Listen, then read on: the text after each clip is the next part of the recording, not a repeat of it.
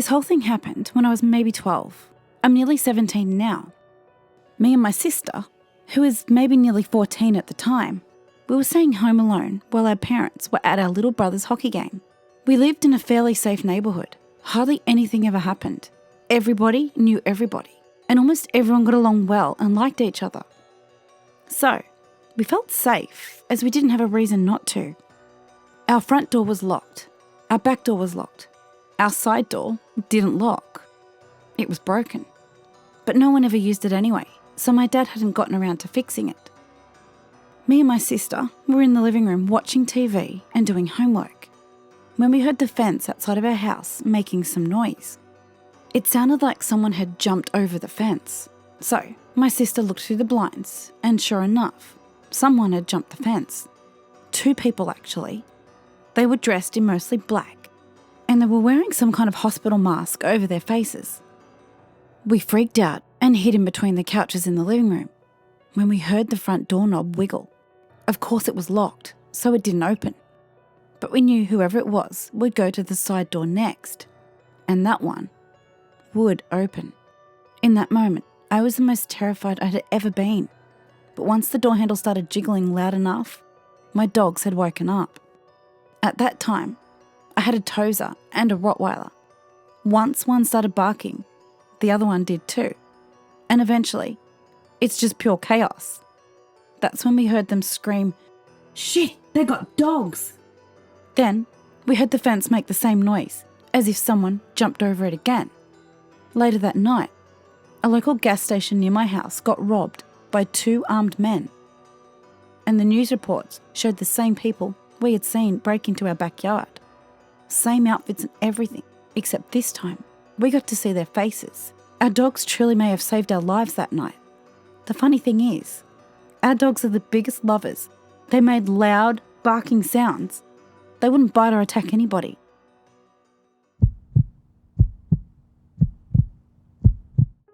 This encounter happened roughly 13 years ago when I was 10.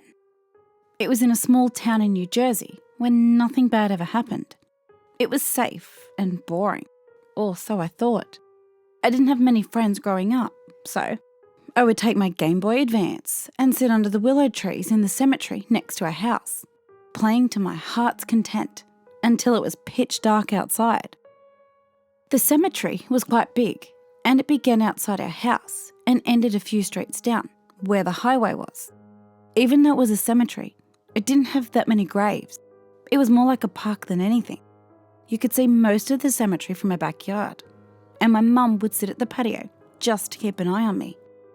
The cemetery had a funeral home on site, and caretakers lived there too.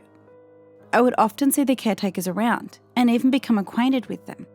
As I got older, my mum started to trust me a little bit. I was given my first Nokia, which I was to have on me at all times, and would receive a call every 15 minutes from my mum. She warned me that if I didn't pick up, she was calling the police. With my newfound freedom, I decided one day to venture further into the cemetery. It was beginning to get dark, and the trees were much denser in that part, with old graves that looked as though the ground swallowed them up. I distinctly remember a chill running down my back as I heard a tree branch snap behind me. I quickly turned around and came face to face with a stranger. My first thought was that he was one of the caretakers, but then I realised that I didn't recognise him. He wore a grey suit and had long hair. He seemed friendly because he smiled at me. "Sorry, didn't mean to scare you," he said, taking a step back. I let out a sigh of relief as I stupidly figured he was here for a funeral. I didn't say anything and nervously smiled, feeling awkward in that situation. I prayed he would leave so I could continue exploring, but instead, he gazed around the area. I noticed his hands were trembling, and he had a slight tick in his eye. "You live around here?" he asked. And this time, he took a step forward. Even though he was smiling, the gaze in his eyes made me uncomfortable. I felt pure fear sink in. I took a step back and didn't dare speak a word. I was thinking of ways to escape, but I wasn't a fast runner. My phone was in my front jean pocket, and I was scared that if I took it out, It might anger him. Just as he took another step forward, my phone started to ring. "That's my mum," and quickly answered the call. The last thing I remember was seeing the annoyance on his face as I walked away and out of sight, all while talking to my mum on the phone about some random stuff.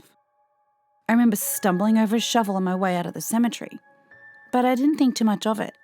I ran home and gave my mum a big hug, but I didn't tell her what happened. I didn't want to worry her, and frankly, I just wanted to forget it ever happened. The next day, my mum discovered the garage door was damaged. Someone had tried to break the lock and managed to lift the door by a few centimetres.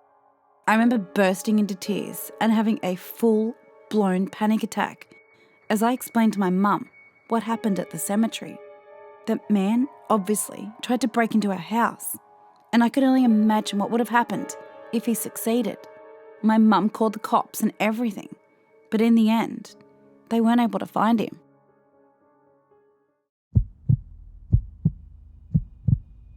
So to give you a little background on the situation, I'm from a small town in northern Michigan, and there is literally nothing out there but cornfields and dirt roads. It's particularly creepy at all times, even during the day. You can only imagine how spooky it gets at night. This happened one summer night, on a day I would prefer not to remember, back when I was in high school. Being from a small town, just about everyone knows everyone. All of your friends live in the area off of some random dirt road that has only 3 or 4 houses every 2 miles or so. There isn't too many people to meet. My friend group is a pretty close bunch, and we all like to pull pranks on each other. Our favourite jokes involve freaking each other out. Now, as Friday rolls around and our friend Brian informs us that he wants us all to come over his place tonight, since his parents are out of town, the rest of us immediately see this as an opportunity to scare the hell out of Brian. Parents out of town, Brian is home alone, and there isn't a house nearby for miles. Perfect. Side note, have you ever seen the movie The Strangers, where 3 random people harass this couple in the middle of nowhere? Yeah, Brian lives in a similar location to that movie. Nothing around you. Miles and miles of just corn and dirt. The plan was decided upon by 7 of us. We were all going to meet up at a crossroad near Brian's house at 11 p.m. I should mention here that there are no streetlights in my town, so the nighttime is pitch black. Park our cars on the side of the road, walk together through the cornfield that leads to his house, ring the doorbell a bunch, and then jump out and spook him the best we can. As we were talking about this and polishing out the details, I had a better idea. I should scare my friends that are trying to scare Brian. Double up on the scares. They will never see it coming. So what did I do? I grabbed an old Darth Maul costume from my brother's closet and went straight to Brian's at 11 instead of meeting up with the group. Sent a quick text that I couldn't make it, and they were going to carry out the plan without me, completely oblivious to what awaited them at Brian's. Once I got there in my costume, I decided the best place to scare my friends from would be a nearby bush on the side of his house. I thought I could jump out when I heard them walking up, and that this prank would go down in history among our group. So unsuspecting, so ingenious. I'm waiting and waiting, and time feels like it's moving by so slowly. Maybe it's because I was sitting in a bush bored, or maybe it's because when I checked my watch, it had actually been a half hour past when I expected them to show up. Any minute now, I keep telling myself. Any freaking minute now. Just as I'm about to give up and call them, I hear some shuffling out the front. These suckers have no idea. This is going to be great, I thought. But then, someone is smashing on the garage. It keeps going.